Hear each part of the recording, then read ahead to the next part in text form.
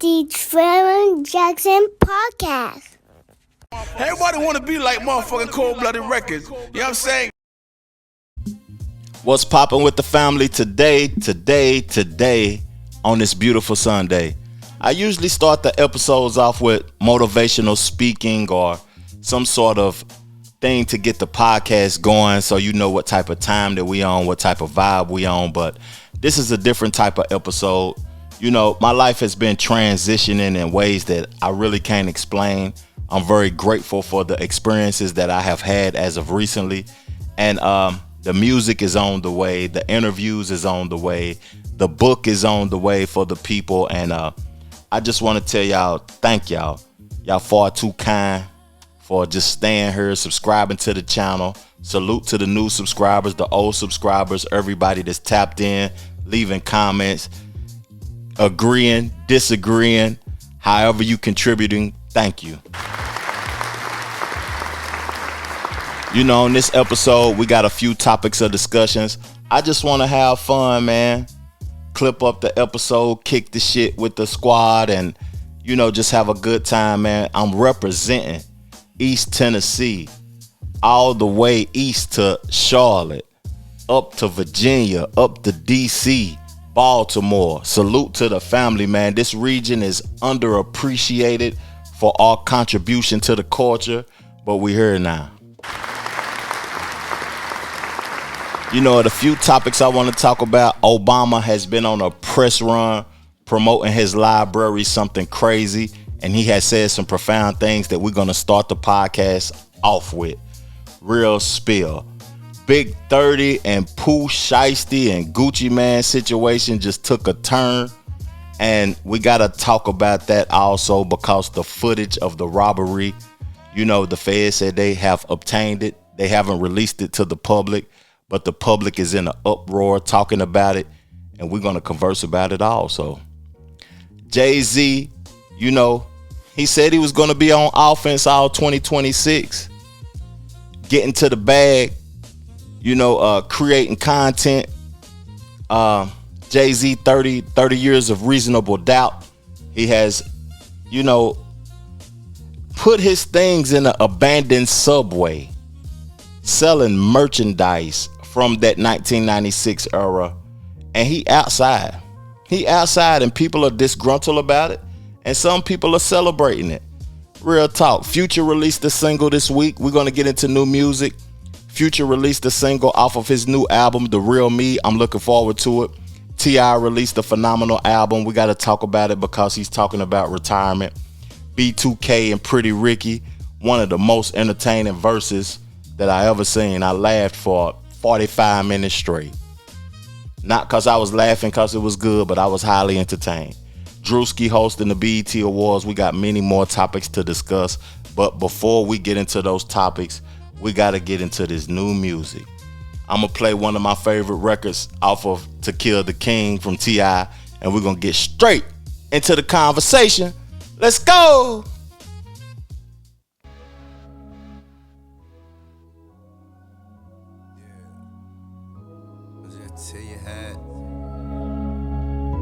I'm just till it hot, yeah. Nigga went Chevrolet, went Cadillac, went Bentley, went Ben. Nigga went Roll Gold, went Platinum, with the president, went again. Nigga went, I just tell you how went, yeah. Nigga went TaylorMade, went Cartier, went Crocodile, went Mink. Nigga went Superstar, went Crazy Still, went Millionaire OG. Nigga just went. Man, I just tell you how went. Yeah, okay, nigga went dope, boy, used to tote toys on Bankhead, no folklore. Went crack sacks, went J cars, went ski masks, went face cards. Went A hats, caught H deuce, went Allah, went Jesus. Went Grandma, went Bill Do, went Elbow, went Dog Food, went X Pill, went Moon Rock, went organic, no fentanyl. Went Fabo, went Bankhead, went spaceships when I looked up. Went K-pop, went all the way 100 with it, they did not. Went dumb with it, had fun with it, went K-I-N-G now. Went Chevrolet, went Cadillac, went Bentley, went Ben. Nigga went Roll Gold, went Platinum, with the president, went again. Nigga went, I just tell you how went, yeah. Nigga went TaylorMade, Went crocodile, went mink, nigga went superstar, went crazy still, went millionaire OG, nigga just went. Man, I just tell you how it went, y'all. Nigga went tank top, went turtleneck, went bad, I ain't never heard of that. Went new Ferrari, went drop vet, went blue Chevelle with the top back. Went factory, went offset, went 4G autos on Hellcat. Went the car lot with a meal ticket and a duffel bag, tryna sell that. Went solitaire, went Clipper Gets, went Vacheron, Audemars Piguet. Went Richard, went Rolex, went Cuban Link, but I sold that. Went streetwear, went high fashion, went LA Mansion at the LA Mansion. Man, I been having shit decades on decades, I been self-made, I swear. Ooh, that nigga poppin'. Nigga went Chevrolet, went Cadillac, went Bentley, went Ben. Nigga went Roll Gold, went Platinum, with the president, went again. Nigga went, I just tell you how it went, yeah. Why they gotta talk so tough? Just sing to me. I went Ralph Lauren, went Hermes, went Easy E, I meant Cortez, went 24s, went Big Blades, went BBS's, went Concave, went Audemars, went Hublot, went Van Cleef, went Chanel, went 500, went 1 mil, went 100 mil, went Denzel, went Bankhead, went Bel Air, went Plain Jane to R&B girls, went Frankie Lyman, went Big Diamonds girl, went Thug Life, went Big Love, went Baby Daddy, went No Love, went West Side to the West Side, never switched up, went Michael, went Prince, that's Fishbowl, went Intel, went self-made, went self-paid, went white leather, went cocaine. Just tell you how it went.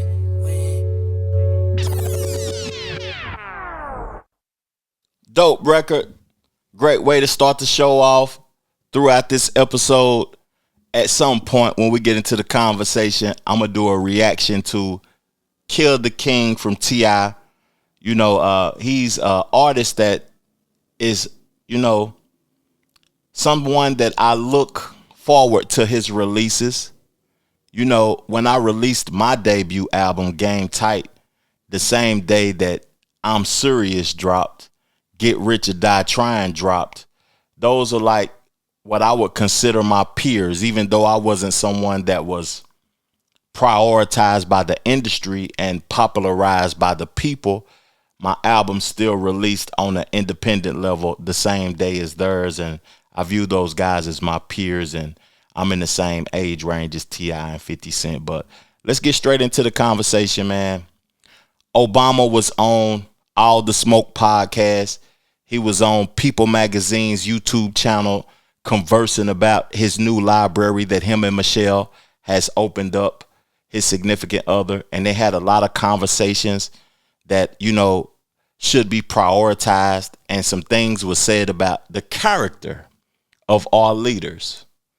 You know, the character of our leaders, like, do y'all value the character of the people that perceive to be leading the people of the United States?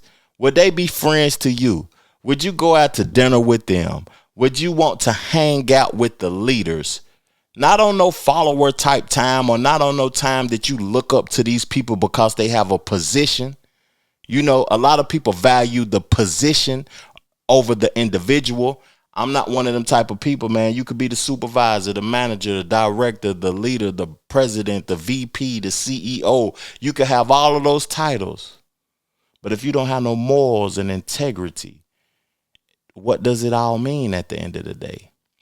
Let me let Michelle Obama speak, and then we're going to get into the conversation. It's not just the color of our leaders, but the character of our leaders, and how they show up in the world, and the responsibility that they take to use their platforms in a mature, wise way. I think that what Barack offered this country was a mature president, you know, was a highly intelligent president, was a selfless president. And I think that the hope and the joy that people felt during that election and during our administration had as much to do with the character of this leader. I think we need to be reminded of that. And I think all of us, as we vote and we think about, you know, how we want to engage in this democracy, that it isn't just an us or them. It's not about color or religion. You know, it's about the core of the people who live in that house, because it's a powerful position.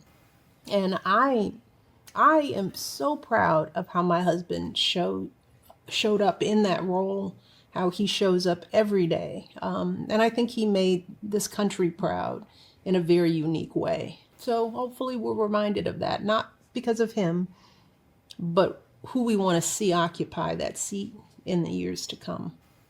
What kind of person we want to see in that role. Thanks.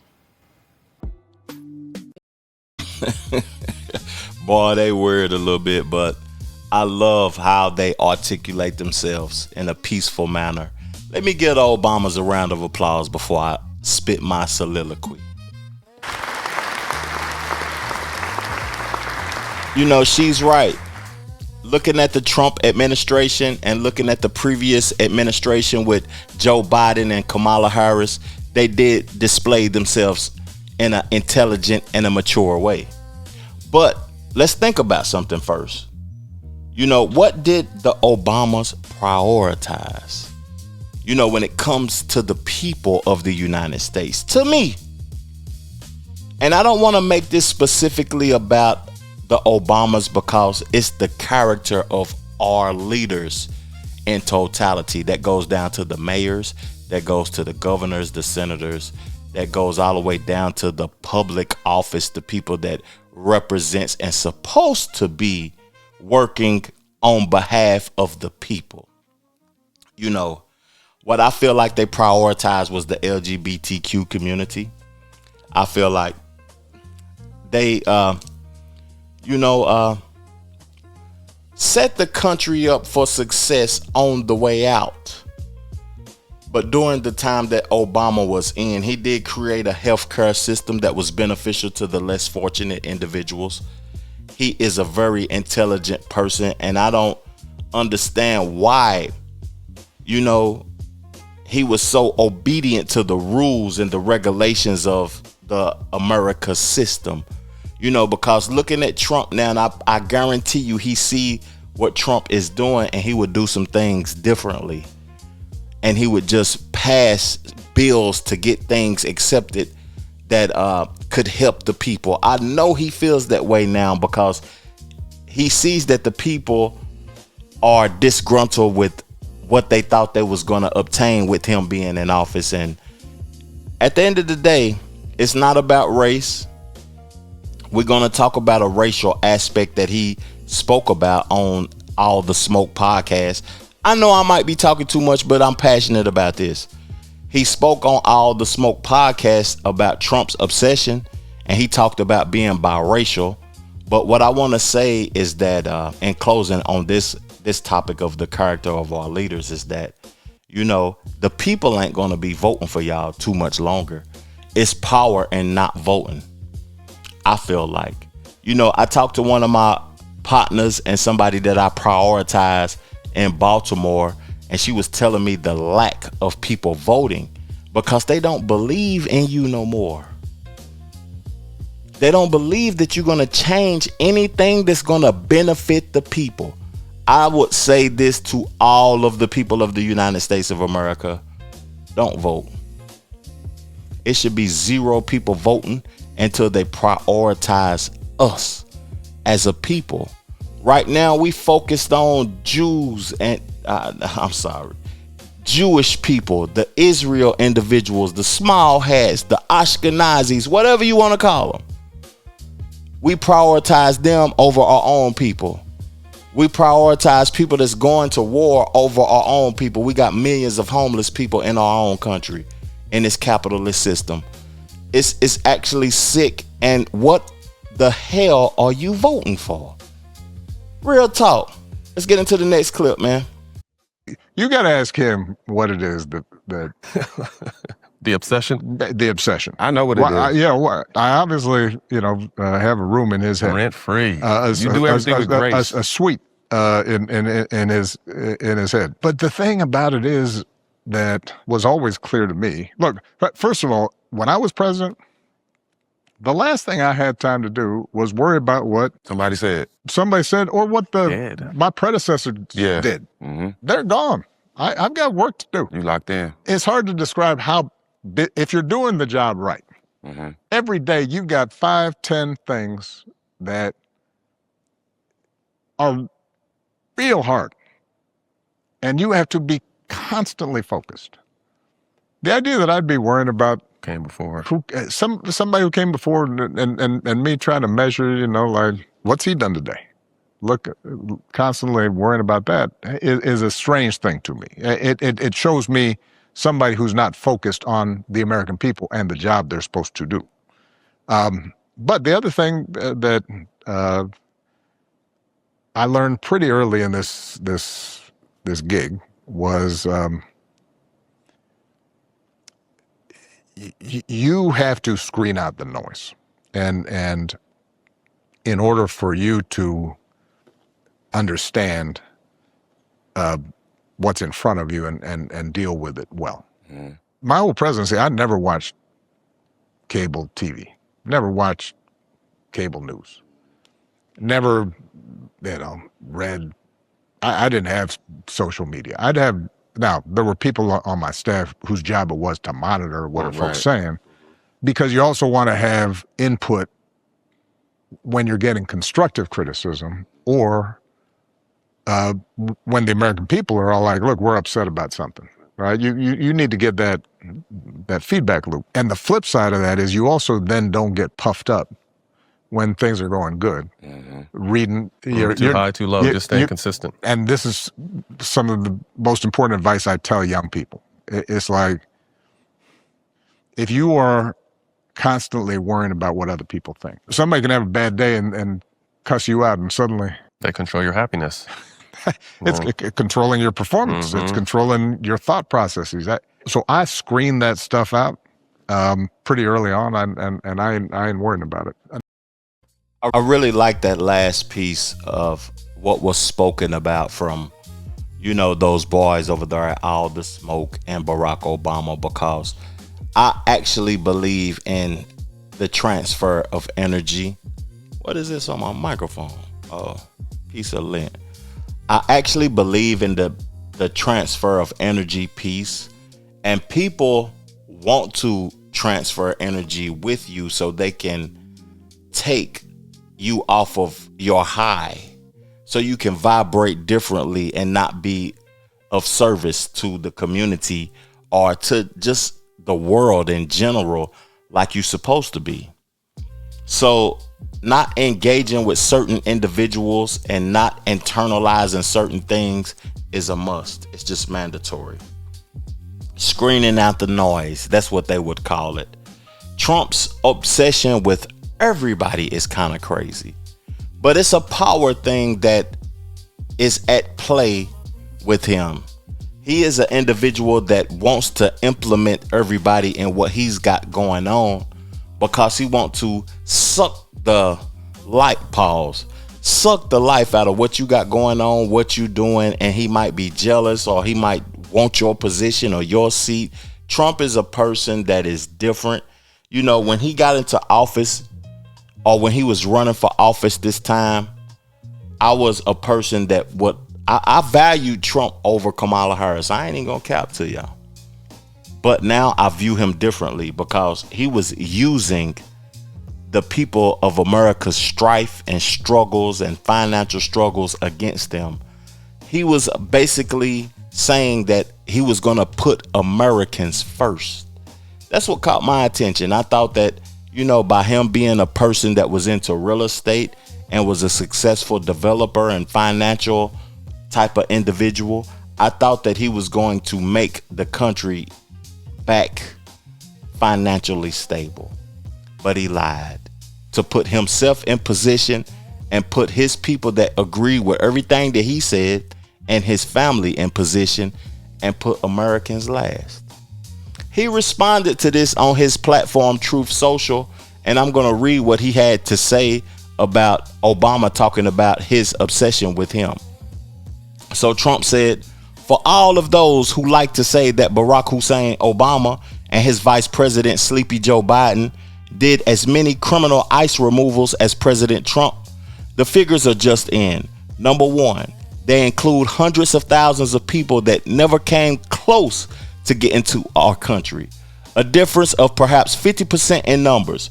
We don't include such categories, but even if we did, ICE and CBP removed many more illegal aliens under President Trump than under Obama. It's not even close. Thank you for your attention to this matter, President Donald J. Trump. You know, Obama was very aggressive when it came to illegals and migrants coming to this country, and he was standing on business. Trump said he was going to be aggressive, but you know, I really don't see a difference in what it was previously before he got into office. It's just that it's not as promoted in the media as it was, but I still see people from different worlds and different walks of life in the United States, working in the United States, at the gym, just all over the place. I see different people from different walks of life, and I have nothing against those individuals. It's just, what are you over here for?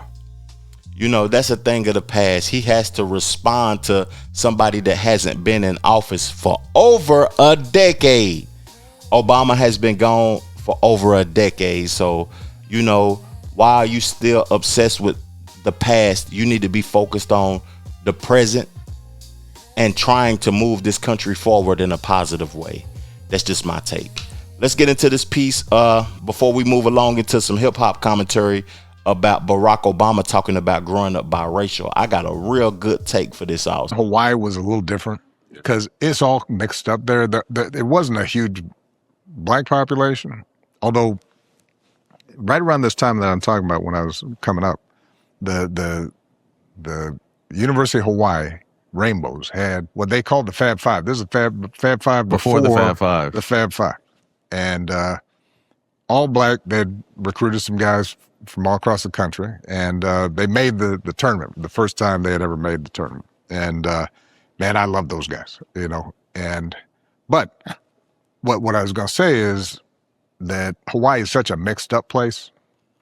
First of all, everybody's mixed up. You know, you got Japanese, and you got white folks, and you got Hawaiians, and you got Chinese, and so there wasn't as much of the pressure, I think, as if I was living in the state or on the mainland. Uh-huh. You know, if I've been here in Chicago, right, and you go to school and folks sitting in different spots, and now you're trying to figure out, you know, how am I navigating this? Mm-hmm. You didn't have to deal with that. Okay. What I figured out pretty soon, in a positive way, actually, one thing my mother, I give her credit for a lot of things, but one thing she always did, she always praised my dad, even though he wasn't around. She was like, man, that dude was brilliant. That dude was, you know, smartest guy I knew. And my grandparents were the same kind of way. They're all like, he was all that. So they gave me a positive image of being black in a way that I happily claimed it, right? It wasn't the kind of thing where, you know, I was soaking in a lot of negative ideas about that part of me. But what I also figured out was, you know, you show up and somebody looks at you and you black. And so for me, it was the bigger issue was sometimes when I moved to the mainland, trying to make sure that you're not trying too hard, you know, to act like you grew up on the streets and stuff, right? If anybody is watching this podcast, you know, that knows President Barack Obama, I would love to sit down with Barack Obama and have a conversation about the social construct of America when it comes to race with black and white. You know, my FBA brothers and sisters may ridicule me for this statement that I'm about to make because, you know, I just want to keep it real. I just want to keep it real. And we all know this, but we don't want to accept it because we know the history of our race. But I feel like, you know, we all are biracial. Every person in America is not pure to the roots. If you can show me a pure individual or show me a way that we are actually what we say we are, then, you know, I empty my bank account to you. Real talk. And I got a lot of responsibilities. but nobody is pure at the end of the day. So why do they want to keep this social construct going? You know, I think because it's profitable and it's beneficial to the system and the American system, the capitalist system that benefits off of this racial construct that is black and white. Because black and white does not identify a group of people. You have roots to some land that you're indigenous to. If it's America, if it's Israel, if it's you Italian at the end of the day, it's a lot of people that view themselves as something that they're not. We all are biracial at the end of the day. You just choose to claim what you relate to the most. That's just my opinion. I could be wrong. Correct me in the comment section below if you feel like I'm wrong. Real talk, man. Great conversations from Barack Obama. He has been on a hell of a press run with Michelle. I plan on going to the museum, the library that he has constructed in Chicago eventually, probably in September, October sometime. Y'all gonna see it on the channel or whatever, because I'm gonna promote it and I'm gonna take pictures and videos and have conversations and stuff up there once I get up there. But it's just interesting, man. I like to see monuments and things obstructed. On the channel, if you go back to 2023, I went to the African American Museum in Washington, D.C. It was a experience for me. And, I'm soon to go to this Obama library, and it's going to be an experience that I'm going to share with y'all also. But we're going to move along in the conversation because I feel like it's necessary. I want to read this to y'all. I'm a player from the South. A lot of people talked about the Gucci Man robbery. They talked about Pooh Shiesty standing on business and Gucci Man being a snitch and stuff like that. I don't know what this clip is going to say, but I have heard and seen a lot of people creating content around the feds obtaining the video from Big 30 of Gucci Man being robbed. Pooh Shiesty's father has been released on bond.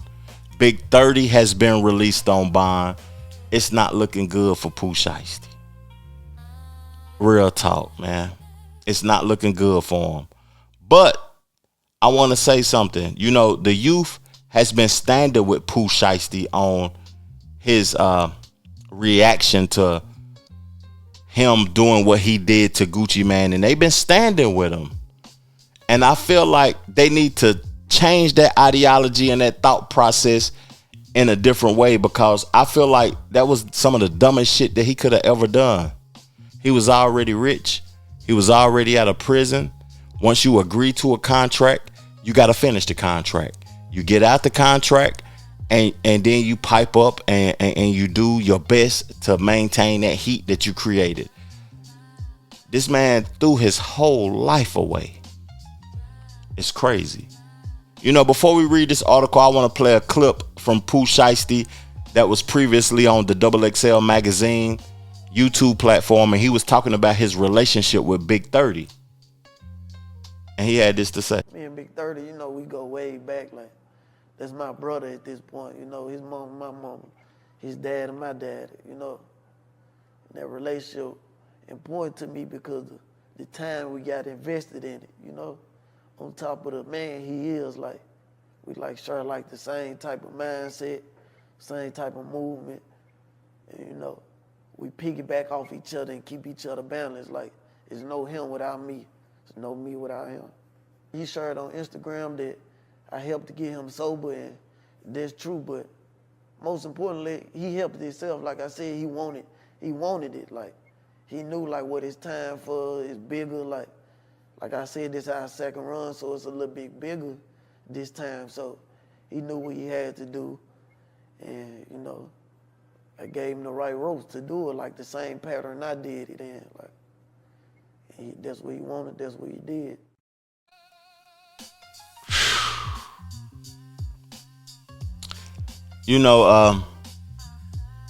I can relate to that because every time I got close to a brother,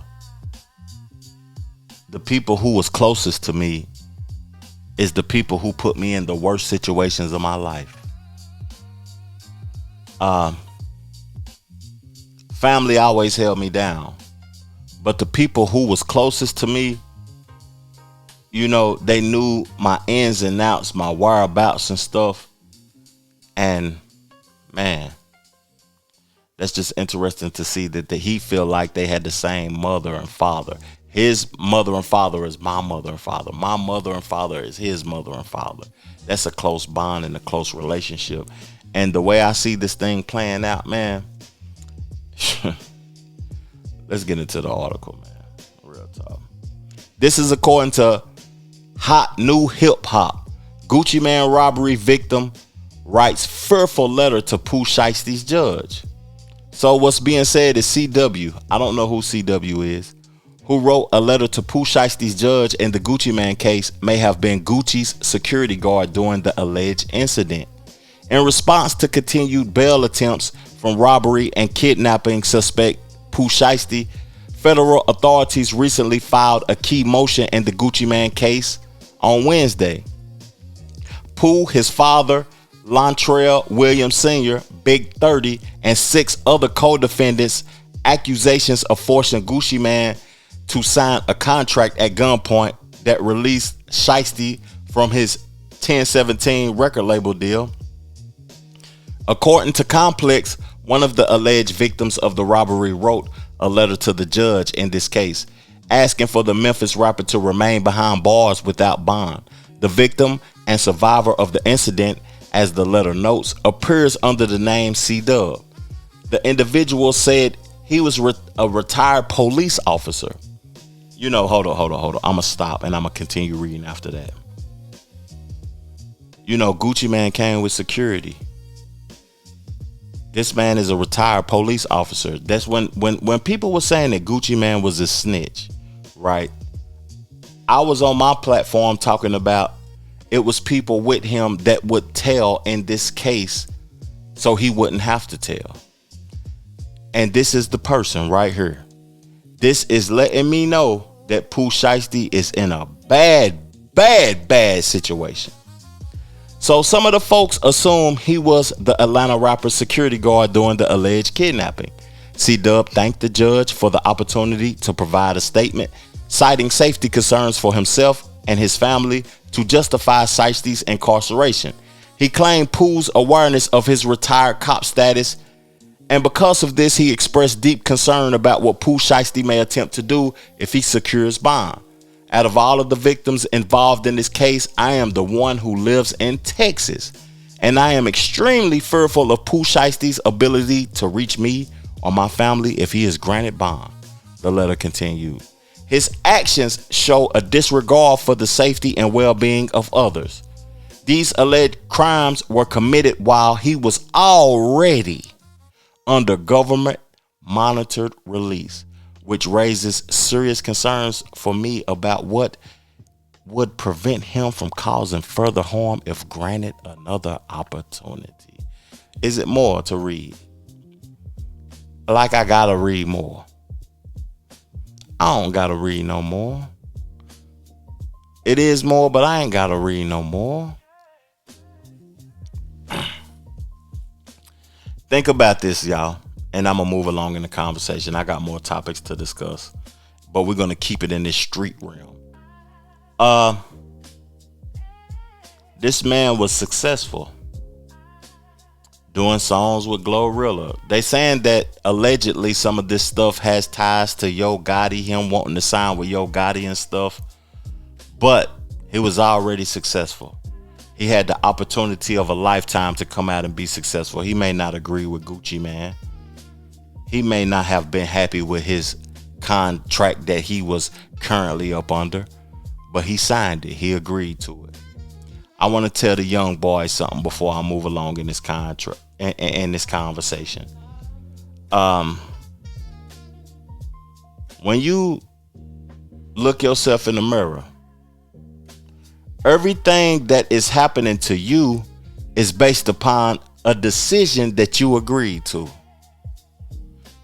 even if you perceive Gucci Man to be a snitch, you had to do something to give him the opportunity to snitch on you. So you need to look yourself in the mirror, because ain't nobody standing on business. You have to look yourself in the mirror and understand that I caused this from the root. From the root of this situation, it's my fault. It's nobody else's fault. That's all I got to say in this, man. I just want to look out for the best interests of the people, man. That's all I want to do. Let's move along in the conversation. New York City News released something that I felt was interesting about gang culture. I sat down with Guy Jackson as of recently to do interview about my up and coming album, If Not Me, Then Who? And we was talking about gang culture in the black community spreading from Los Angeles across the whole nation. And he said some interesting things. I said some things. But before we get into that conversation, I want to play this clip about the gang bust in New York City, and then we're going to further the conversation. Let's go. It is considered the largest gang takedown in Brooklyn history. And now 22 suspects are charged with dozens of shootings involving innocent bystanders and are now off the streets. Allie Bauman has this story.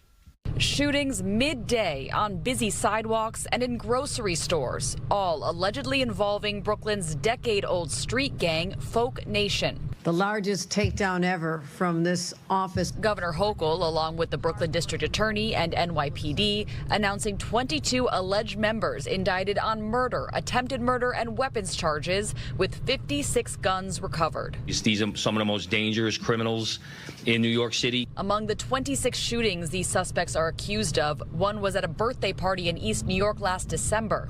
6 teenagers shot, including 3 girls. The victims, 15 to 17 years old. Much of the fighting is generational.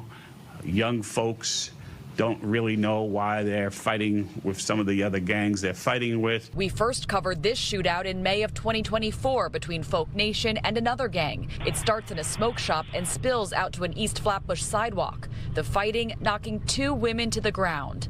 Detectives access this group chat between the alleged gang members from the next day, in which they're sharing our coverage of the shooting and mocking the bystanders' injuries. Folk Nation is one of over 500 gangs and crews currently operating throughout New York City, according to the NYPD. When we get them off the streets, we'll prevent these continuous cycles of retaliation. The district attorney says the defendants were arraigned this week on the 176-count indictment and are all being held either without bail or on high bail. From downtown Brooklyn, Allie Bauman, CBS News, New York.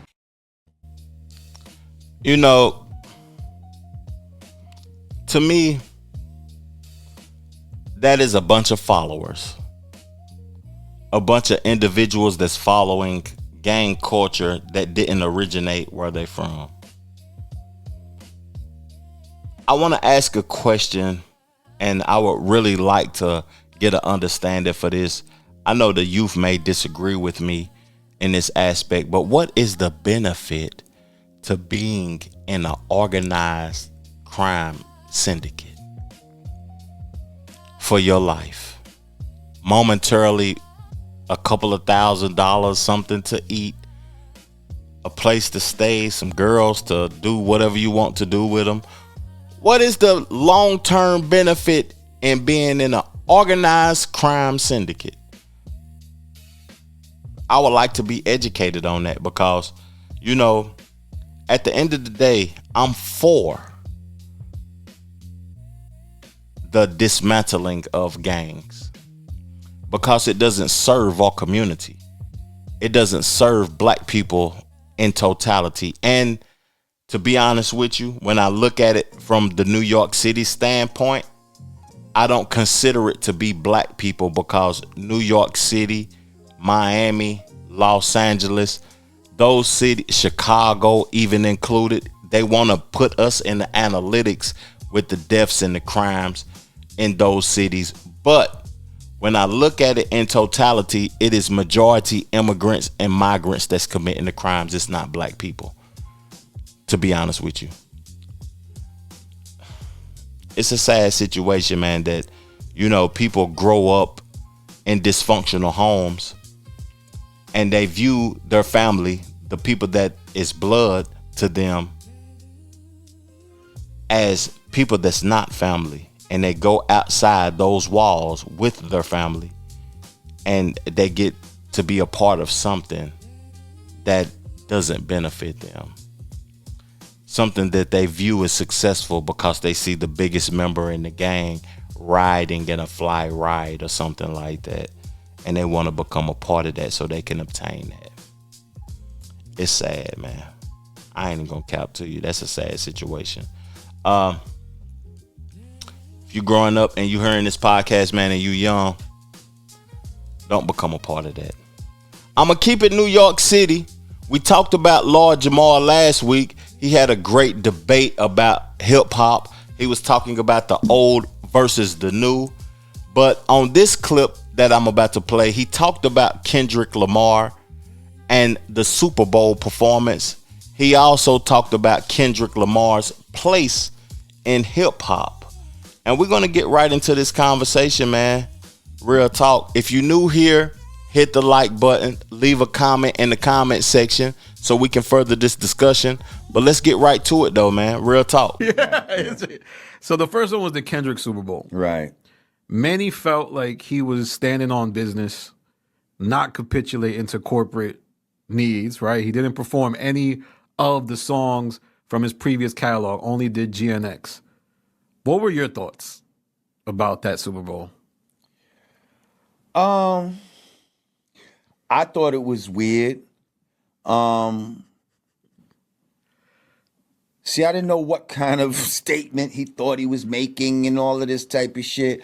I felt like it was too much surrounded around Drake. You know? I feel like if you do the Super Bowl, that's when it's supposed to be a celebration of you and all the shit that got you there. You're supposed to do your hits, not just your latest whatever the you got going on type of shit. And that's what that seemed like to me. The A minor chain and the, you know, just all the little shenanigans he was going on. Now you say that he was not going to fold to corporate by not doing it. I mean, to me, that was a stupid hill to die on, because at the end of the day, it's about your fans. Like, your fans wanted to see you do those songs too. They didn't want to just see, you know, Serena Williams come out and crip walk, you know, oh shit, he brought out Drake's. Who gives a fuck? Like, I want to hear the shit that, you know what I mean? Yeah. That you're known for. You know, it's interesting to hear Lord Jamal talk about this from a place of not understanding what was done, as him being an elder statesman in hip hop. I can say that I understand what Kendrick Lamar was attempting to do when he performed at the Super Bowl, and what he was doing to me was representing his roots and where he's from in Los Angeles. The Crips and Bloods thing there has become influential nationwide. You know, Lord Jamal, you got Crips and Bloods 100 yards away from where you at in New York City, if not closer. People are influenced by what those boys in the West Coast is doing. So you saying that it was weird and you couldn't understand the statement that he was making, you know, makes me question your understanding of the culture. Because I know that the East and West Coast, they don't agree upon everything though, but I could clearly see what Kendrick Lamar was trying to do. I may not agree with it because I could care less about gang culture. I could care less about Drake. And he was talking about he should have celebrated himself more by performing songs from his previous catalog that was hits. You know, what I got from him performing GNX records, this is what I got from it, was a capitalist mentality and a business mind frame. The business mind frame that I understood is that he don't own that previous catalog. He wants to put this new catalog in a realm of this is his superior content that he created. So people will stream this more. So people will value this more than they value To Pimp a Butterfly. Even though we view those things as better than GNX, you know, but he wants to prioritize that because that's what he has ownership of. What I do agree with from Lord Jamar before I play the next clip is that, you know, I talked to my boy Guy Jackson about this on the interview that I had with him as of recently. And I'll never diss a nigga, no matter how much I dislike him. Not on a record, because that's making me have a connection with you for the rest of my life. And after my life, I'm connected to you. Don't nobody deserve that. But what's crazy about the Kendrick situation is that he wasn't on offense, he was on defense. Because the people who was doing bigger numbers than him, them light-skinned niggas, Drake and Cole, they came at him first. So he was in a defense state. Even though we're going to connect them three together forever, you know, me personally, I wouldn't do it. I wouldn't give a nigga the time of day to give him a whole verse about how I feel about him. I could care less, fuck nigga. Real talk. I understand that aspect, Lord Jamar. Let's get into this next clip. He's dope. But I feel like, you know, if he came out in my era, he'd have just been Kendrick Lamar. You know, he wouldn't have been like top 3 rappers in the world type of shit. Like, but, you know. Do you think his legacy is too anchored in Drake now after the battle? Like, it's like they'll always be linked like Magic and Bird or something? Well, not necessarily. You know why? Because we live in a society that's very forgetful. You know, 2 weeks after something, that lasted longer than 2 weeks. But usually it's a 2-week time span of some shit to be hot before it cools down and people even fucking forget that the shit happened. You know, I need y'all help in the comment section. What would y'all consider Lord Jamar's era? Because I feel like Grand Poobah was the main artist in the group that Lord Jamar participated in. I feel like, you know, Lord Jamar was dope, but really wasn't nobody checking for Lord Jamar. So what would I say? Mid-90s, late 90s was Lord Jamar's successful years? That's what I would say. But at the end of the day, Lord Jamar, you know, in your era, if it's the mid-90s, it's Tupac, Big, Jay, yeah. You know, I was about to try to defend Kendrick Lamar. Kendrick Lamar would have just been a dope rapper. He's right about that. He's right about that, because in the mid-90s, you had Pac, Big, Nas. You had a ton of niggas. That was nice. The big 3, none of them niggas, Drake, Kendrick, or Cole, they would have just been regular ass rappers at the end of the day in that time frame of hip hop. Real talk. Let's move along in the conversation, man. Before we move along, though, I want to play one of my singles off of my new album, If Not Me, Then Who. This should resonate with everybody because we all know an opportunist, somebody who is only there for the opportunity in our life. And this is featuring Lex Lucasi, my dog, man. Check this record out. Make sure that y'all tapped into the channel and subscribe to the channel, because 9/11/26, we're releasing a banger off top. This is The Opportunist. Let's go.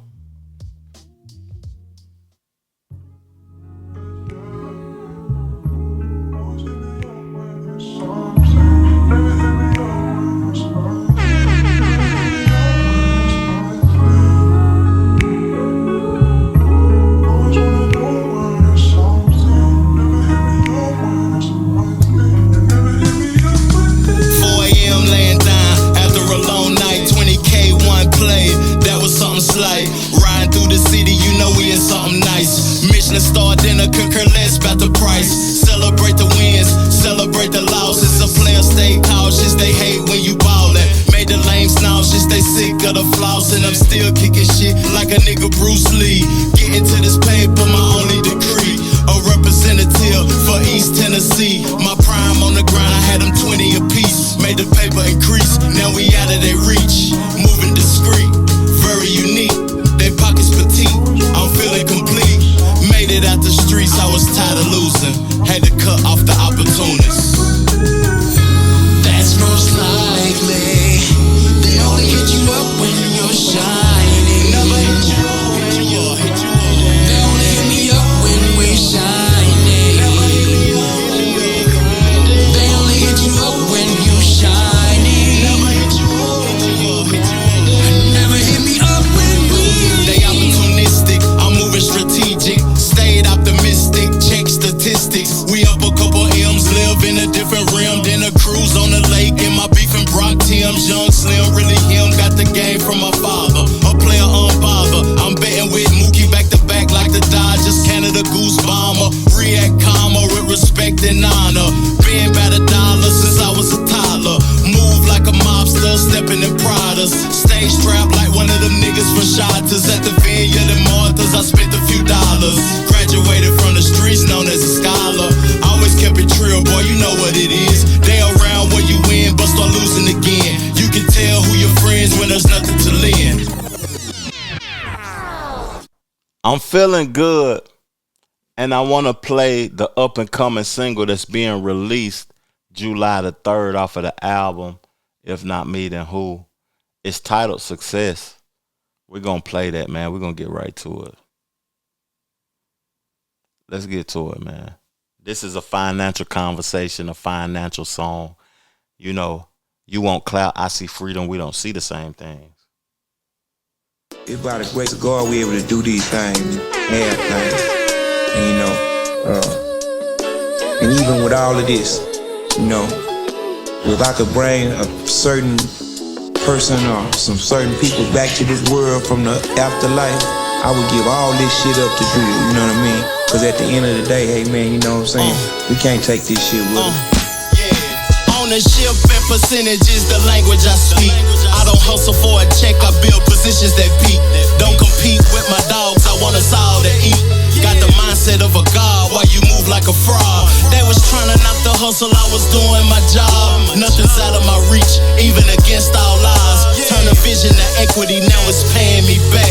Every move calculated, I don't play with the stacks. They was chasing the shine, I was building the base. Now my name whole weight, I don't have to display. Toasting wine in the bay, what a wonderful day. Riding over the Golden Gate, yeah I'm having my way. From the curb to the coast, now the view's panoramic. Used to hustle for survival, now it's wealth I'm demanding. Every dollar got a purpose, I ain't spending it random. Turn my pain into leverage, now the growth exponential. Told my dogs think bigger, we ain't stuck in the grind. It's ownership over optics, we investing in time. What success mean to you, it don't mean it for me. And when it comes to the millions, it ain't what it seems. What success mean to you, it don't mean it for me. You want clout, I see freedom, we don't see the same things. What success mean to you, it don't mean it for me. And when it comes to the millions, it ain't what it seems. What success mean to you, it don't mean it for me. You want clout, I see freedom, we don't see the same things. They was looking for a wave, I was building the tide. Now the legacy solid, it'll live when I die.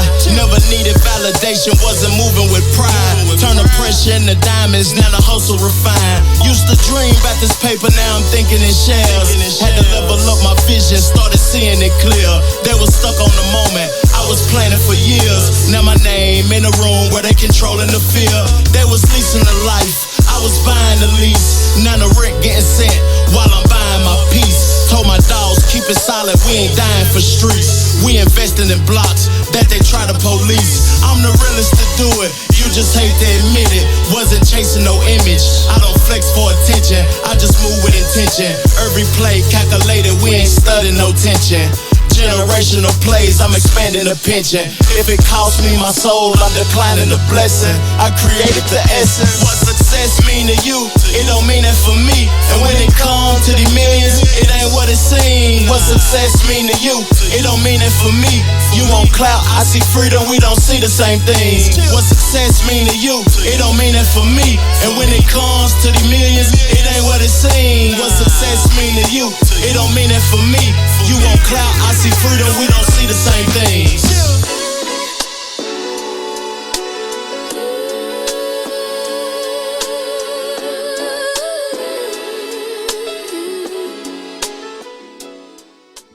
Hey man, I ain't even gonna cap to y'all, man. I feel like I'm the best to ever do it, but I don't want my ego to get into the way of what I'm trying to create and what I'm trying to present to the people right now.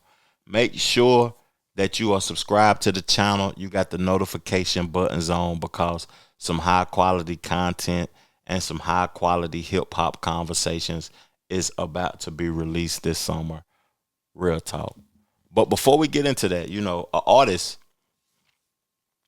that the last concert that I went to, Future, I was in DC at the Capitol, you know, the Capitals Arena. The Washington Capitals, I think that's their name, the hockey team. The Washington Wizards, you know, stadium where they play basketball at. I was there. Future performed. He had Lil Durk open up, Mariah the Scientist, and Kodak Black. I think it was 2023. That was the last concert I went to. I don't be doing too much because I'm an introvert. I ain't trying to be amongst the people like that. That was the time where I felt like he was at his peak with his music. But right now he's releasing his new album that he just released the title to, The Real Me. I like that title also, Future. That's a dope title.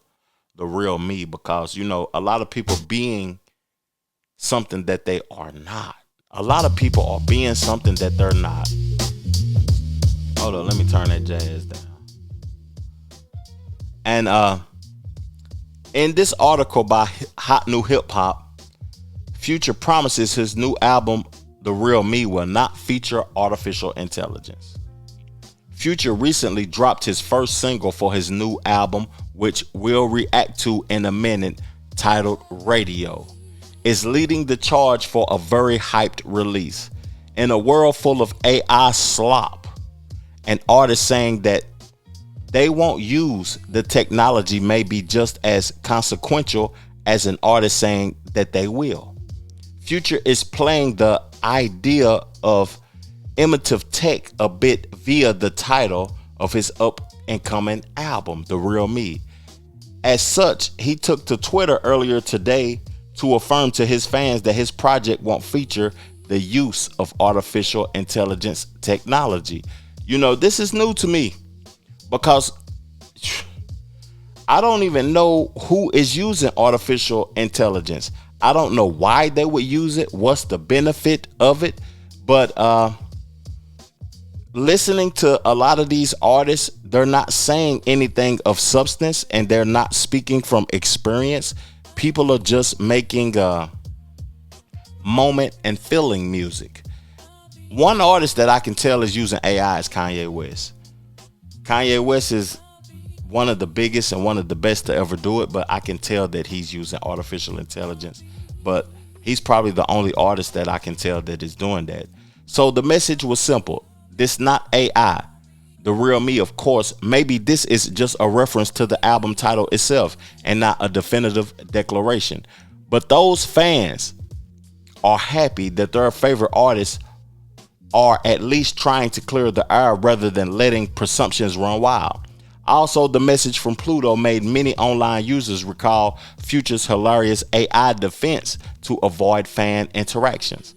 There's a viral clip that Our Generation Music reshared of the Atlanta MC standing in front of fans. He had a big scarf over his head and said, "This is an AI," when fans kept calling for his attention. Well, have to wait for The Real Me drop to see if there are even any doubts about potential AI uses. In any case, this tweet is trying to get ahead of that conversation. Okay. July the 12th, that's when we should be expecting the new Future album. What is y'all thoughts about Future? I feel like he is the artist that is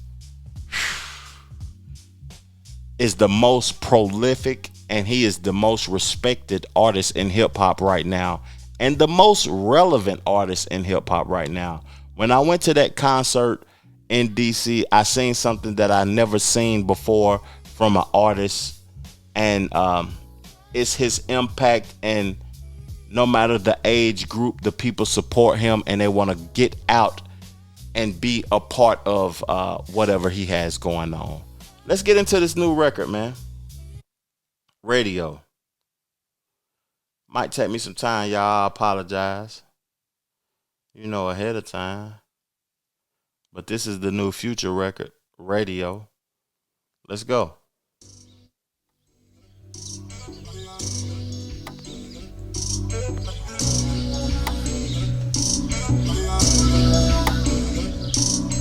This not for the radio. Who this for?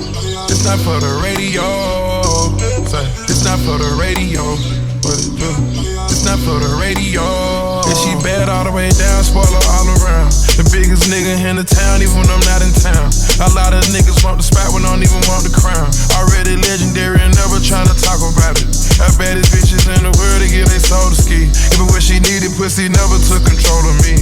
I could be grieving by the devil, come with being a king. It's time to put bitches in their place when I'm out of their league. I know right now I'm on pace to get me a B. Try not to boast about it, embrace it and being low key. Niggas don't respect when you humble, just keeping it G. Hoes coming for inspiration, is not what it seems. I done bought a few new timepieces, they didn't deserve it. Didn't mean to get outside my body, I was just out splurged. Gotta think about the results when they coming through lurk. Seem like everyone having motives that come with a purpose. Bitch was bad, knew what I was doing, I did it on purpose. I ain't even thinking the same when I was just flowing on purpose. I can say the strain and I'm out in the streets, I'm thorough. I can't even move the same no more, it'll hurt us. She a baddie, so keep me motivated, keep her around. I can't lose my temper, my members need me now. Been peeping the move, been peeping they copy in style. I've been making hella sacrifices this whole while. Bitch come through, catch a nigga vulnerable at the right time. I put you down on some real shit without even trying.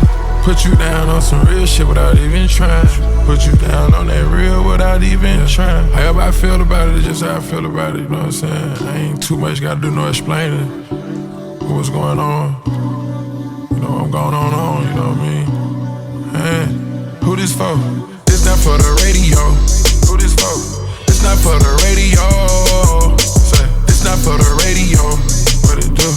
This not for the radio. This not for the radio. This not for the radio. Say, this not for the radio. This not for the radio.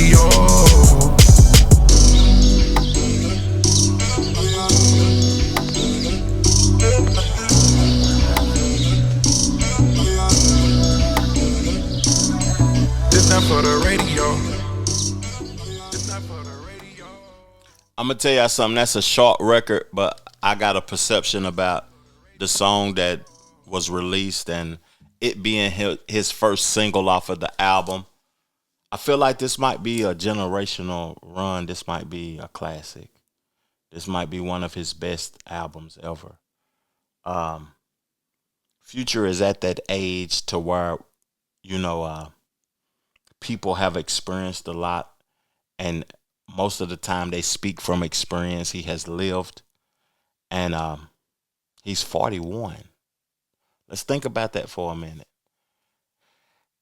What artist has went into their 40s and has resonated with the youth at the same time? That's kind of crazy. Real talk. I feel like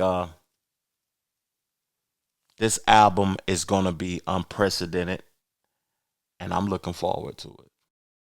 To finish off this episode, we're going to talk about T.I. drops Kill the King. We're going to talk about Jay-Z's 30 Years of Reasonable Doubt, and we're going to get into the XXL. They released the freshman class of 2026. But we got to react to this Kill the King album, first of all. We ain't going to do the whole album. We're going to do a couple of tracks off of this thing, man. Let's tap into it, man. What's track 1 of King's Thoughts? Let's go. I have dreamed my whole life on the stars and the sky burn bright in this world until the darkness becomes light. May my rule conquer time and set us free. Oh, I wonder what it means to be king.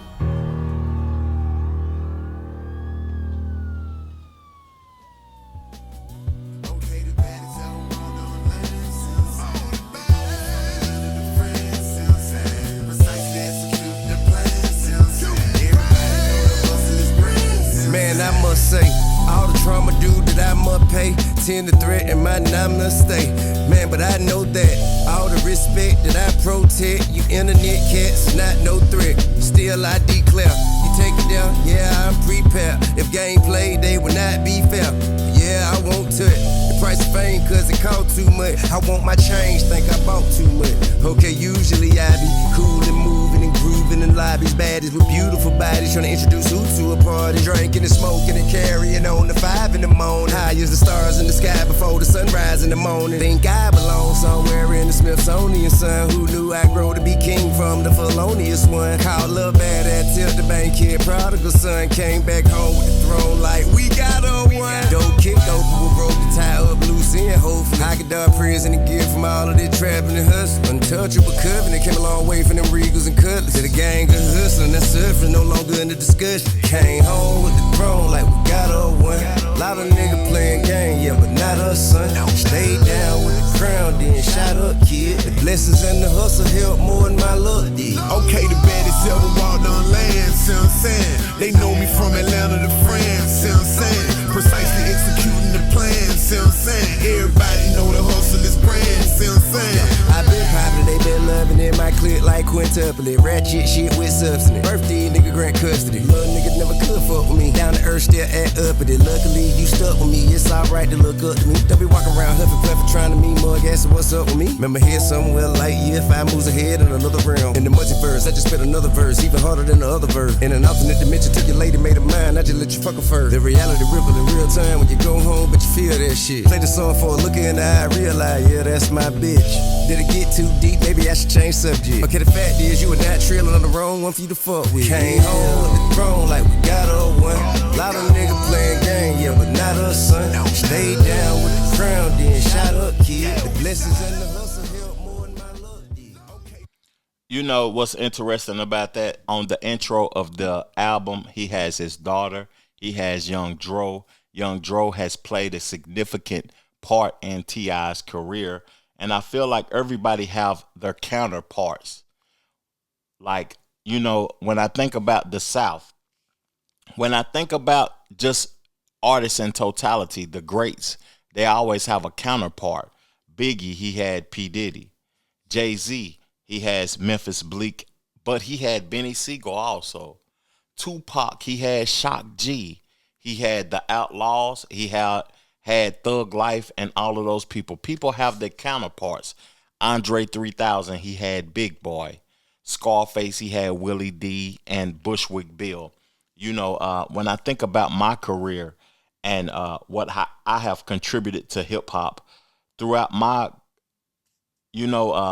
ascendance in hip hop, I always had Jack Boy to lean on.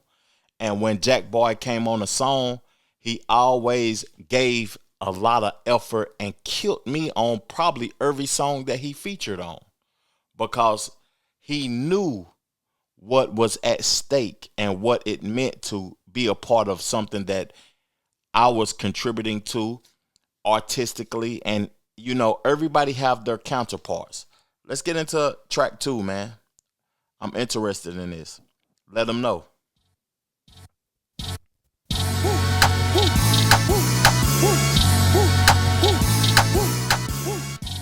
I ain't gonna play that. We heard that. That's the #1 record in the world. If you ain't heard that, you up under a closet somewhere. Where I'm from. featuring Anderson .Paak. Let's go. Chill.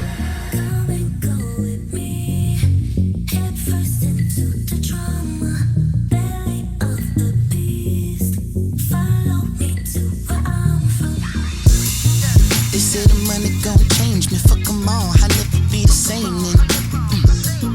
They wanna keep me in my lane, but hell no, I took a different angle.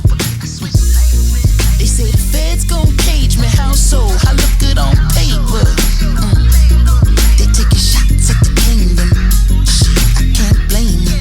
And if God don't take me, bullets only graze him, fire don't burn me, nerves unshaken, the critics don't faze me, wolves done raised me, Pirelli stay turning, the curves can't break me, and living so foul I can hardly breathe, dream in the clouds I can hardly reach, fall asleep to the sirens, non-stop violence, body bags piling, you know where to find me. From the residue, raised in the cocaine, built to be recession-proof, product of the dope game, with finesse reigns to the shots fired, drive-by minivan getting hot wide, since a young nigga outside eating hot fries, I been laced with the game for my pop died, from what game gets ran but no games get played, been a grown-ass man from a real young age, it's imperative to stick to the narrative, beware the arrogance, he go and make you careless, I'm from where your mans well not call cops don't come, buy a gun same place you get your oxtail from, 9-figure IPs trip to the Maldives, wait for selling OZ before I got an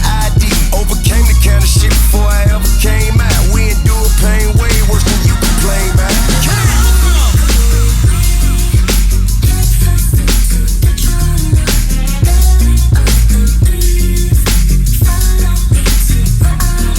And if God don't take me, bullets only graze him, fire don't burn me, nerves unshaken, the critics don't faze me, wolves done raised me, Pirelli stay turning, the curves can't break me, and living so foul I can hardly breathe, dream in the clouds I can hardly reach, fall asleep to the sirens, non-stop violence, body bags piling, you know where to find me.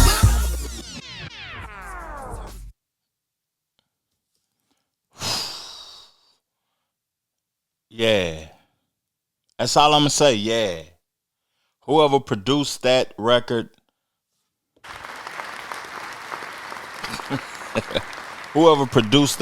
created the intensity of it. Anderson .Paak, T.I., the lyrics meant a lot. You know, he was talking about being a part of that street culture. That's something that a lot of people can't resonate with. I feel like, you know, ageism in hip hop and people getting older is something that should be appreciated more in the culture. But let's get into this conversation that he talked about on The Breakfast Club. Everybody want to know, why is this your final album? And is this really your final album? Yeah, what you mean why? I mean, like, it's time. You know what I mean? I done did this, man. I danced this dance quite some time, man. And, you know, just remember, you know, where I was as a kid, man, and requesting songs on the radio, waiting to see my favorite video, you know, buying the Source magazine, waiting to watch video music, but just praying for an opportunity to be in the game, you know what I mean? And, man, going from that kid then to this man now, I got everything I prayed for. But you're still so good. I mean? Yes. And I think in hip hop, you know, especially when you see like, you know, Jay-Z or Scarface or Nas, any of these guys that's still so good, you want to see how long they can keep it going. Yeah. But we never seen that before. I understand that may work for y'all. You know what I'm saying? We ain't the ones doing You feel me? I mean, man, bro, to be honest with you, man, I think about, man, it's a kid somewhere right there in that same position, man, praying for their opportunity. You dig? And, you know, it's time to, you know, like, let them get some. You dig what I'm saying? I can't ask for no more than the game already gave me.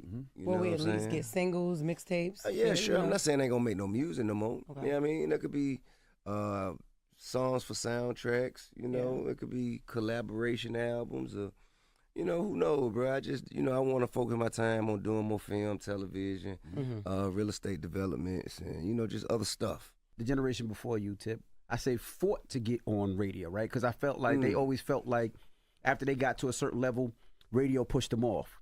But I feel like now we're finally at a point where people are loving music. It doesn't care if what age you are or what generation you're from. And the fact that your music still sounds good, like you think about it. You just had a #1 record a couple of months ago, right? The next one's probably gonna go #1. Yeah, it's on the way. You look at artists like, you know, What's the new one out now? Mr. Him. Oh, Mr. Him. Okay, Yeah, okay. Mr. Him. even with that happening now, that still doesn't make you want to do more music because it was such a fight, but now it's like people are loving the music. In the word, no. I mean, bro, simply because just think about, man, the game has now become so saturated. Yeah. It's 1,000, if not tens of thousands of us fighting for the same position.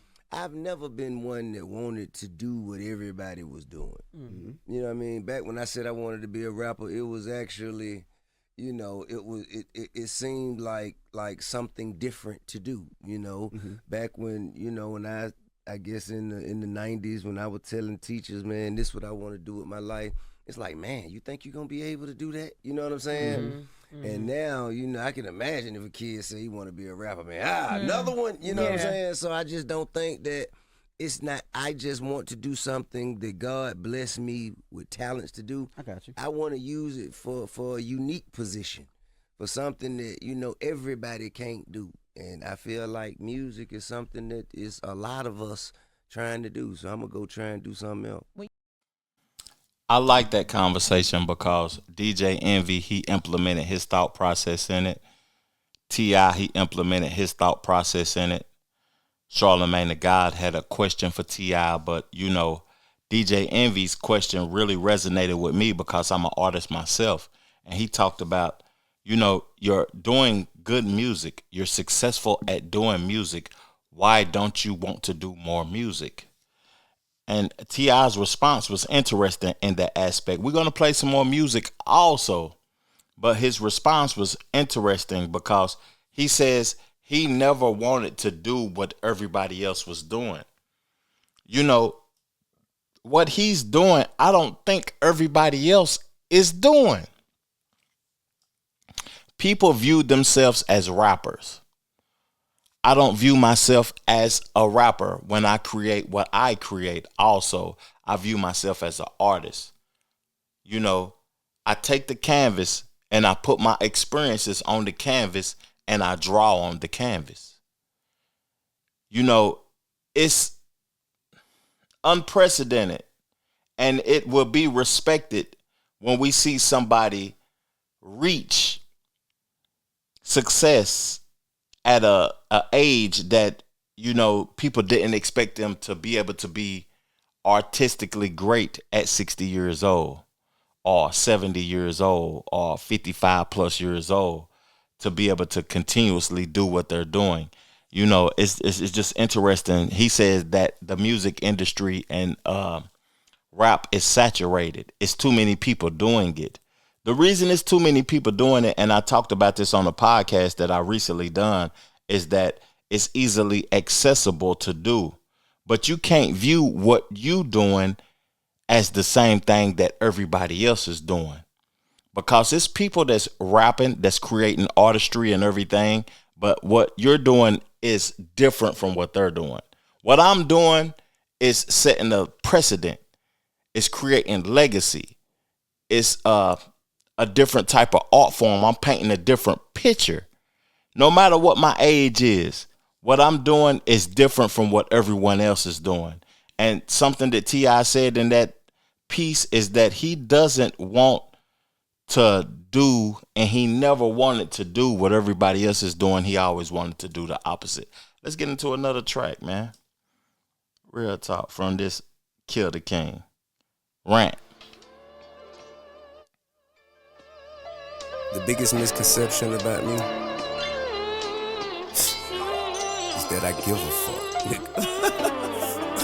Standing in the trap, see the cityscape, trying to hustle up on me a Chevrolet, stacking much as I can in the day while keeping mine off a nigga dinner plate. I'm outraged if I spot blazing, hate fuck nigga, they contagious. I walked in with my gun blazing, back out to my whole sunbathe. Bitch, I'm already rich and legendary, I don't need to be more famous. They say opinion like asshole, but don't force me to see your angle. I'm a free thinker and a true speaker, they see me and say you're dangerous. The same way with a table turn, I work both sides of the turntable. That's big facts, nigga, no fable. Still mentally unstable. Till been like this since the second grade. Ain't never needed no jumper cable. It's an in crowd and I'm an outsider. That's okay. I need no favors, but I've been flyer than outside. These niggas lame and got no flavor. Either niggas bragging, got no paper, or a fuck nigga way more paper. But I got him and nigga, you can't fake it. Ain't in you, that why you can't taste it. You get excited about the minimum. Upper class to me's a normality. These niggas don't compare to me. They ain't as rare as me. I'm a rarity. Birthdays, we in Costa Rica, anniversaries gonna Paris me. While I'm living, better cherish me and live through me vicariously. As the story goes, could be any day. That's why I'm paranoid, need therapy. But I'm here for something. God told me I'ma live long enough to take care of it. Ain't nothing about no trouble. We ain't running from it. Play it how it go. Take it how it coming. Don't care nothing about no trouble. No, we ain't running from it. Play it how it go. Nigga, take it how it coming. Tough time don't last long. Tough people do. Every storm gon' run out of rain. Got to see it through. Care nothing about no trouble. No, we ain't running from it. Play it how it go. Nigga, take it how it coming. We're going to skip around. You know, Mr. Him is the track that he is promoting right now. At the intro of the podcast, we played How It Went featuring The Dream. Dope Boys Academy featuring T-Pain. Should we play that? You know? Pistol on the Dance Floor. That's something I want to hear, though. But we're going to get into Dope Boys Academy first. Let's go. Me and my niggas getting money. You fucking with the dope boys. Yeah. Jumping in the trunk. Swerving lane to lane in them dope toys. Yeah. Parking lot stunting. Every time they see us, they say, oh boy. Oh, we getting money. We getting money. You fucking ride with them dope boys. Okay, any given day in the trap, you can find me. Start a cold dick and true suits in her name. Gold chain, Danes on the Chevy sitting behind me. Cazelle, Cartier, lows, yeah, I know the price. And what's even more enticing, I got it for lower prices. Criminal time shouted, I can beat the store price. Man, now we need some boiling water and some baking soda. And a cup of J, we get the rolling and we taking over. We getting paid on the daily, the hustle is all we know. Like if they come and raid the day, then fuck it, we gotta go. Took a trip and met the plug, he dropped the Geronimo. I sold it fast, told his ass, grande ma, vámonos. Do it for Frank Matthew, Rich Porter, and Scoot. Would've had a bright future, they could've quit soon. Now when we count 100 rack, we dedicate the shit to him. When they was alive, now we take the shit to him. I'm saying, my niggas getting money. You fucking with the dope boys. Yeah. Jumping in the trunk. Swerving lane to lane in them dope toys. Yeah. Parking lot stunting. Every time they see us, they say, oh boy. Oh, we getting money. We getting money. You fucking ride with them dope boys.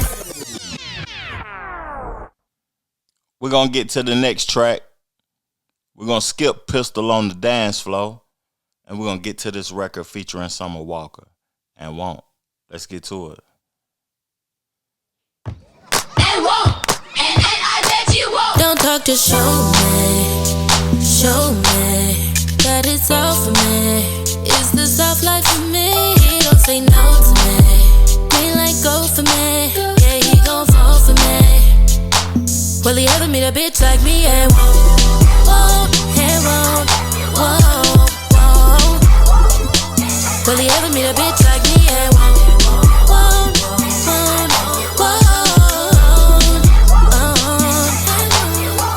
Got a Georgia peach sweet like cobbler. All I can do is thank God that I got her. Ain't no limit to the things I will buy her. No nigga waiting they turn like a cipher. Nice try, sir. That's my purr. She told me look in the eye when I pipe her. She listen to me every time I advise her. I spend a meal that ain't even entice her. And she text back even though she not a typer. Got a blush and I ask her why you acting shy for. She got a lip gloss popping in the mirror on the visor. Swear I never met nothing like her. Don't talk, just show me that it's all for me. Is the soft life for me? Don't say no to me. Green light go for me. Yeah, he gon' fall for me. Will he ever meet a bitch like me? And won't. Will he ever meet a bitch like me? And won't. You know, I heard that type of vibe on J.I.D's album. That give me that skating ring, that Atlanta feel, that significant Atlanta feel. When you go into the skating ring and you having the time of your life and just chilling and living those teenage years, those high school years. That's what that gives me. And Won't. I like that record. I really do like that record. That's one of those ones. I think that T.I. should shoot a video to that if he hasn't already. Let's get into this track featuring Usher, titled Gorgeous. Let's go. Gorgeous, if you only knew how beautiful you are. Well, it's all in your mind. I'ma take my time. I can show you the world, but it all starts with you. You can appreciate love till you love yourself. Gotta be gorgeous. Gorgeous. Rain's gonna clear in the morning. We gotta rewrite the story. I believe I could be gorgeous. Gorgeous. Door, bullet door, you climb a mountain for you. Snatch the moon up out the sky and hand it to you. Days a planet for you, plane I landed for you. All your problems make 'em mine, I'll manage for you. Drop dead, gorgeous. In wherever you're in, it's getting very important. The superstar out all of your friends. Man, I just stumbled on what he done fumbled. So humble in your eyes, you the pride. I called you gorgeous, yet like you surprised. Effortlessly, pop shit. Smile when I smell you, and I don't give a damn about your hairdo. Able to look you in the face every day, no makeup. I think you're gorgeous. Rain's gonna clear in the morning. We gotta rewrite the story. Two legends created a trash ass record. Calling a woman gorgeous is a compliment. It's something that women should value. That shit was trash. Usher, T.I., I'm disappointed. I want to see some promotion behind that record, or see some empire invest in that record to see what it's capable of doing and see how the people resonate to it. But I feel like that shit garbage. Tell me what y'all think in the comment section. Real talk. I'm going to play one more record off of this Kill the King. Then I'm going to give my perception of what I've heard so far. I like T.I., man, a whole lot. You know, his debut album was released the same day as my independent debut album and 50 Cent's debut album in 2003. He released I'm Serious. 50 Cent released Get Rich or Die Trying. And I released my debut album, Game Tight. But we got one more record, and I'm going to give my perception on this record also. And we're going to continue on with the podcast, man. I hated that Gorgeous song. That was the worst song on the album so far. I'm looking for this Young Boy record. Let's go.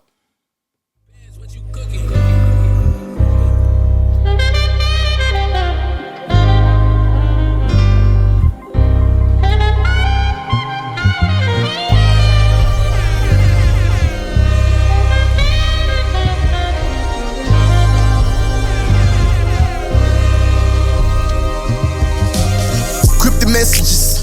Face card ain't good at all. They don't like him around the hood at all. He ain't understood at all. Been mistreated, he just play roles when his feelings get involved. She ain't supportive, she don't love me, and she ain't my friend at all. Mama, thank you, I got to have the experience while out on stage. From the gutter who struggle bad, it's a shame. I know she don't love me, she just want all the more. I tell her not to touch me, in the moment I want another broad.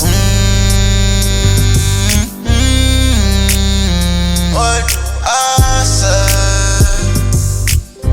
I don't really like the way you play with me, misgrading me. Made my way out the jungle, they wanna see me go under, still conquer like I'm Mutama. Send aside because my heart tired. It took so many long rides my whole life. Confess my problems like so many times that I ain't got no song type. Try to get it on his own, bless him, get here, real nigga. Did out coming home and I'm just thankful for who's still with me. Left most shit alone, some people out there trying to still get me. In the AM, I'm headed home, I done made more than a meal ticket. Been through some shit, I know I'm blessed and I be still with it. Diamond cross across my chest, I ain't got no fist. Knowing them bullets might just still hit. Take a chance, mama took a chance by having me. I think I can make a masterpiece. In New Orleans like I'm B3 with a Mac with me. She ain't tech with me and I brought her back with me for the source. Some shit she ain't never seen. I got a Mac and scheme, pull off anything. Rose gold Rolex, right face, could've bought it green. White and gold links on my neck, car fuck up the same. You'll be off guess with these watch calls, nigga, what the fuck you mean? 250 with Layla, I been doing half a ticket, everything.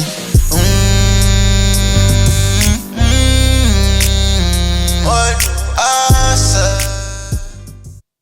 I gotta stop it. I gotta stop it.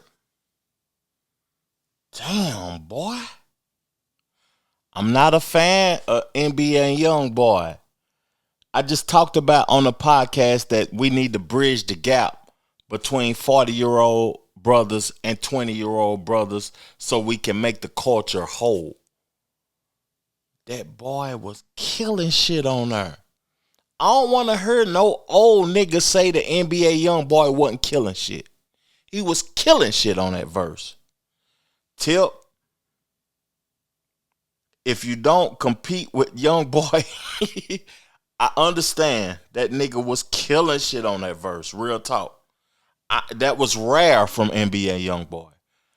T.I., let's go. I don't really like the way you play with me, it's great. Okay, patiently, I wait for my nigga just like he would wait for me. Hate to see the fucking machine, only way he breathe, taking me. Everything not to take a knee. Couldn't tell me shit with Hannah, Snake, JG, and Clay with me. I'm thinking back. The better day, like we can get it back. But no more Clay, what kind of shit is that? Remember that. It don't mean shit to be rich for life when you living whack. If your relationships ain't still intact, give it back. And now my optics is watching my partner die in hospice. The doctor talking about it's over, fuck your diagnostic. Nigga, we got money, what's the other option? Nigga, shake back, this your little brother talk. Get up, I gotta see you pop your shit again. Zaza and cigars in the wind again. Blood pressure can't kill Superman. Damn, believe in them still. We been in the battlefield, fighting club full of niggas before we had a deal and win. Strongest nigga I know, meanest nigga I seen. Still can't believe my nigga leaving, we a fucking team. Now I'm grieving, drunk and speeding in the fucking rain. Beside the pain, I feel nothing, man. And if I could feel, I guess it'll feel like a snowfall episode. My Uncle Jerome died in real life. They say that God always get it right, but something about this shit just ain't sitting right. Then he told me dying a part of living life. Damn, can't argue with you. Think about it, you either die or live long enough to go to everyone you know and love funeral. You know? Only two options, get old or die young, pick one. Trust and believe, nigga, in this life the only thing you guaranteed is to leave. Ashes to ashes, dust to dust. Alive or dead, them nigga can't fuck with us. Grand hustle, nigga.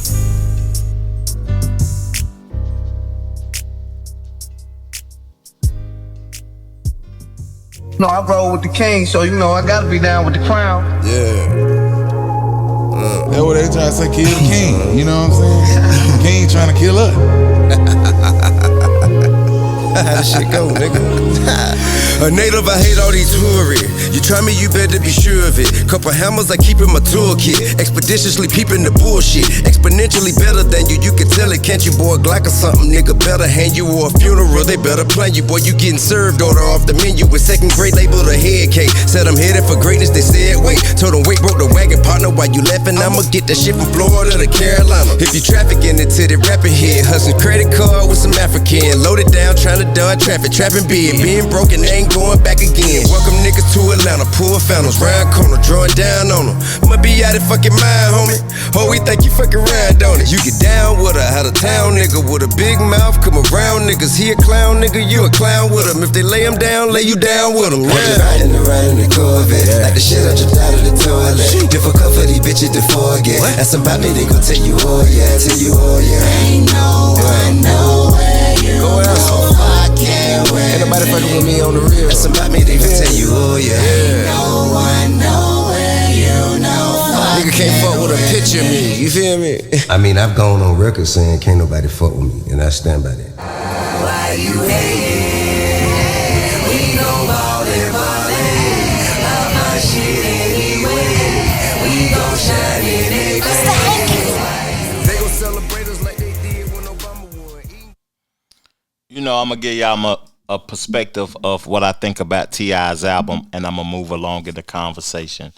I feel like, you know, the first songs that I heard, he was chasing hits, and he was not genuinely being himself. You know, To Kill the King, that was a significant title. It was a decent album, but I give it a 7 out of a 10. He could have just focused on who he was as a person instead of trying to appease the people. You know, a lot of individuals try to get clarification from the people that what they're doing is good. And I feel like you should create something that resonates with you. Because if it resonates with you, then it's good at the end of the day. It was a lot of songs chasing hits. I like the Anderson .Paak record. I hated the Usher record. And both of them are talented individuals. NBA Youngboy.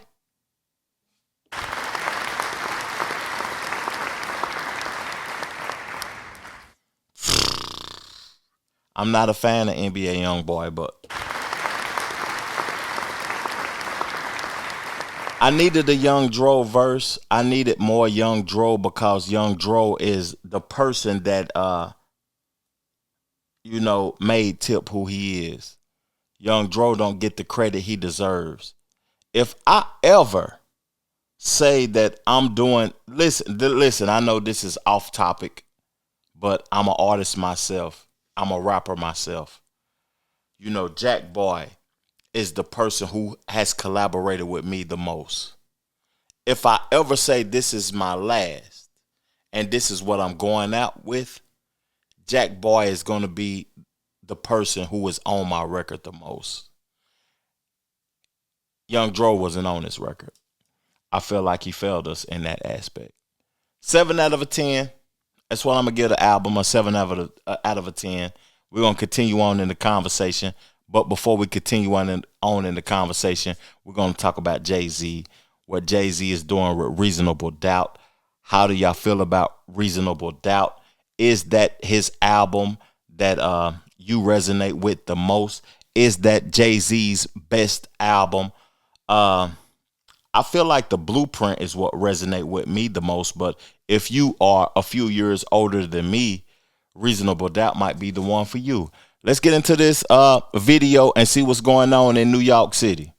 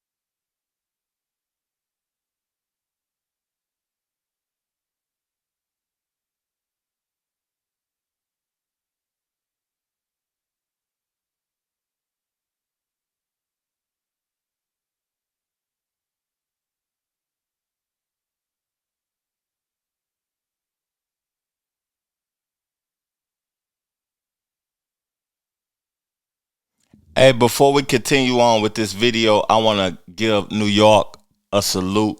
Y'all just won the NBA championship. Y'all got Jay-Z outside, Nas winning. Round of applause.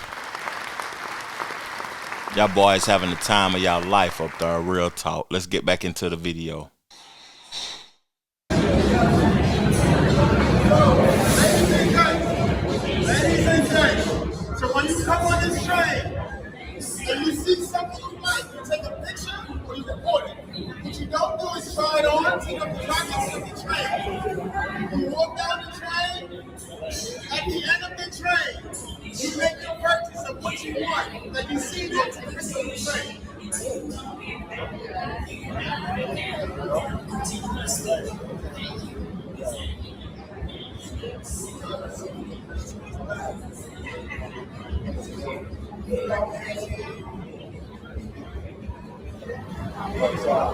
I'm at the Jay-Z studio, and I ran into my best friend at 11.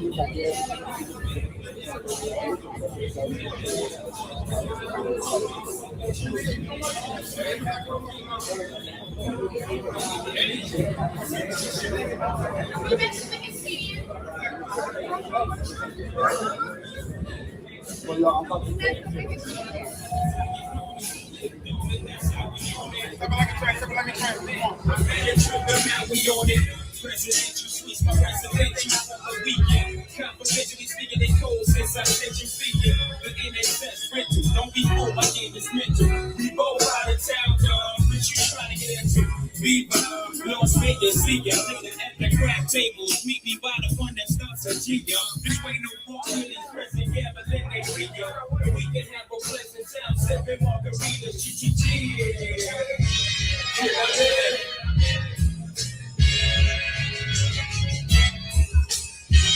Here I live. My mind is infested with sick thoughts for certain, like an access. If you're wrong, then should I hurt you? You level like you flexes. The unity, my crew and me commit atrocities like we got a minute.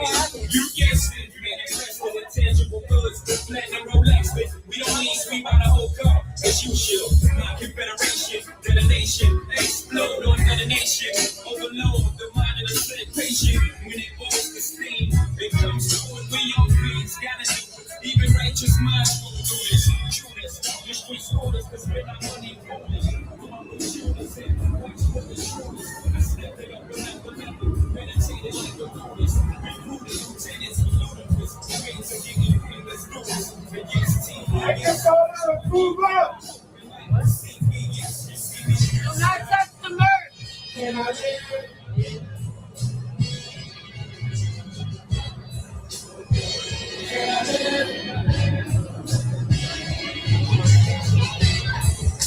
Take your $5 and more.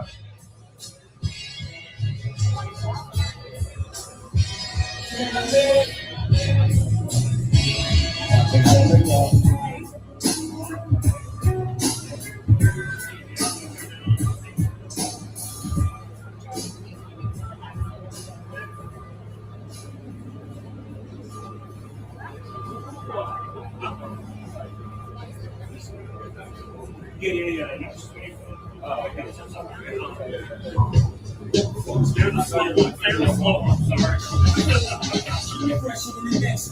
No need you get to sweat the next bitch. You speed, I make you hesitant to your exit. Maybe you gotta know you never expect it. I mean, you get a piece of the access. But no try, got your own 96. You ride and keep your ass tight to the side. That's why you gotta watch the picture. You gotta watch it. You never be shit. You don't get the right. You try to get the things that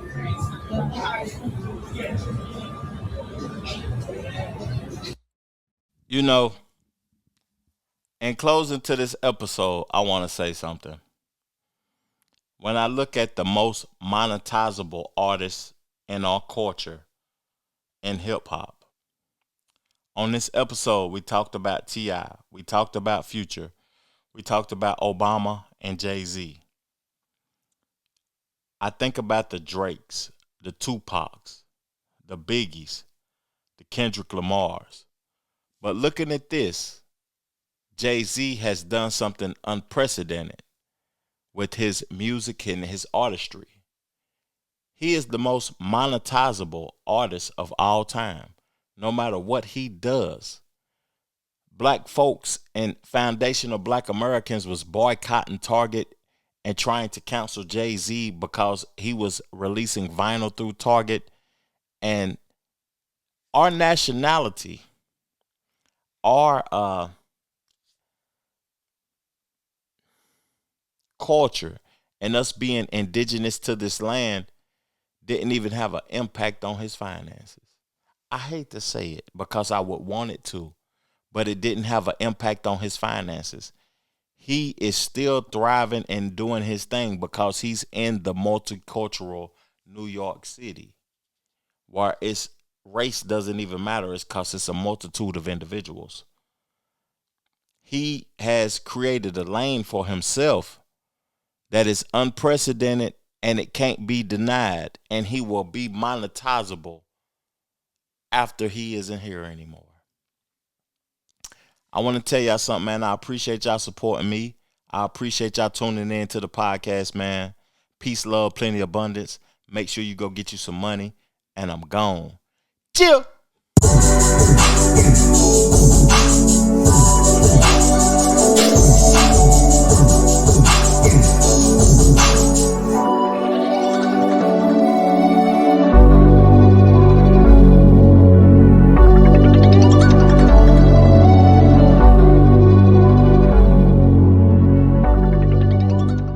The Trevor Jackson Podcast.